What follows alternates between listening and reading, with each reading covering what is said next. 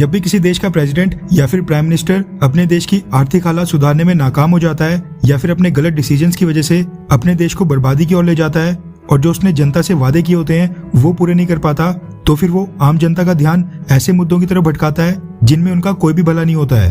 और टर्की का president Erdogan आज के डेट में वही कर रहा है। टर्की का इन्फ्लेशन रेट यानी कि वहाँ की महंगाई दर 73% तक पहुंच गई है, जबकि टर्की की करेंसी लीरा की बात करें तो उसकी भी बहुत ही खस्ता हालत चल रही है। अभी अगर टर्की की जगह कोई और देश होता तो शायद वहाँ की सरकार बदल गई होती और लोग सड़कों के ऊपर आ जाते, लेकिन टर्की का प्रेसिडेंट अर्दोगान अपने देश की जनता को धर्म के नाम के ऊपर बरगलाने का काम कर रहा है। कभी वो हाया सोफिया चर्च को मस्जिद घोषित करता है तो कभी अपने देश की सरकार को इस्लामिक टीचिंग के हिसाब से चलाने का दावा कर रहा है। आपने शायद ही किसी देश के प्रेसिडेंट या फिर पीएम के मुंह से सुना होगा कि वो क्रिश्चियन या फिर हिंदू या फिर किसी धर्म के अकॉर्डिंग अपने देश की सरकार को चलाएगा, लेकिन अर्दोगान टर्की के लोगों को धर्म का चूना दिया जा रहा है और ये दावा कर रहा है कि उसकी सरकार तभी फेल हो रही है क्योंकि वो इस्लामिक टीचिंग्स के आधार पर चल रही है।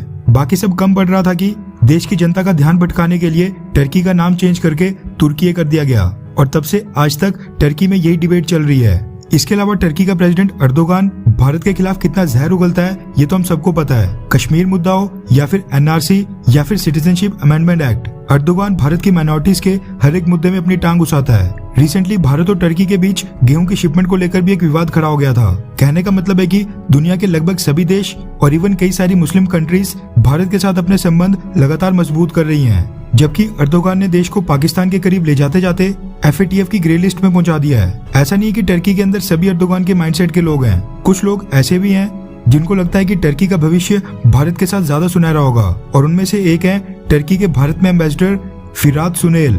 टर्की के भारत में एम्बेसडर फिरात सुनेल ने वेदों और वैदिक टाइम्स का हवाला दिया है। रेफरेंस के लिए आपकी स्क्रीन के ऊपर beyond world is one news के आर्टिकल का स्क्रीनशॉट है, जिसके मुताबिक टर्की के भारत में एम्बेसडर का कहना है कि टर्की और भारत के संबंध वैदिक समय से हैं और अब टर्की आज भी भारत के साथ अपने आर्थिक संबंध और मजबूत करना चाहता है। वैसे आप में से कई सारे लोगों को पता नहीं होगा कि भारत और टर्की के डिप्लोमेटिक रिलेशंस को पूरे 75 साल हो गए हैं। जी हाँ, पूरे 75 साल।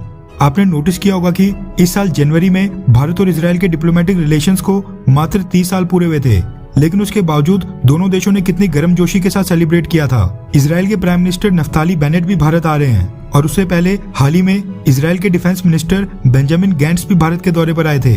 टर्की के साथ तो 30 नहीं बल्कि 75 साल के रिलेशंस पूरे हुए हैं और टर्की के प्रेसिडेंट अर्दोगान तो दूर की बात है, टर्की के फॉरेन या फिर डिफेंस मिनिस्टर तक को इन्वाइट नहीं किया गया है। 75 साल के डिप्लोमेटिक रिलेशंस पूरे होने के ऊपर बात करते हुए टर्की के एम्बेसडर फिरात सुनेल का कहना है कि भारत और टर्की के बहुत ही गहरे ऐतिहासिक और सांस्कृतिक रिश्ते हैं जो वेदों के समय से चलते आ रहे हैं। उन्होंने कहा कि भारत अलग अलग एरियाज में बहुत ही तेजी से ग्रो कर रहा है। इंटरनेशनल पॉलिटिक्स और ग्लोबल इकोनॉमी में भारत की इंपॉर्टेंस लगातार बढ़ते जा रही है, यानी भारत का महत्व लगातार बढ़ते जा रहा है, जिसके चलते टर्की साउथ एशिया के लिए अब ऐसी स्ट्रेटेजी बना रहा है जिसमें भारत को काफी हाई टेंशन दी जाएगी, यानी साउथ एशिया में भारत को सबसे ज्यादा महत्व दिया जाएगा।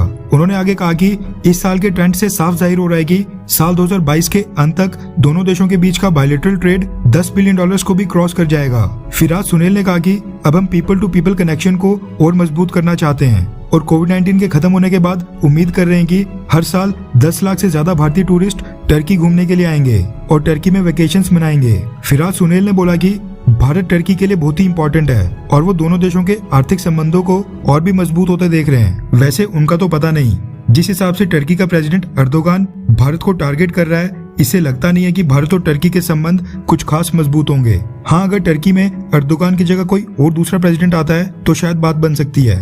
खैर, क्या अगर आपके पास विदेश में वैकेशंस के लिए जाने का ऑप्शन हो तो क्या आप टर्की घूमने जाएंगे? हाँ या फिर ना? नीचे कमेंट करके अपनी राय जरूर बताएं।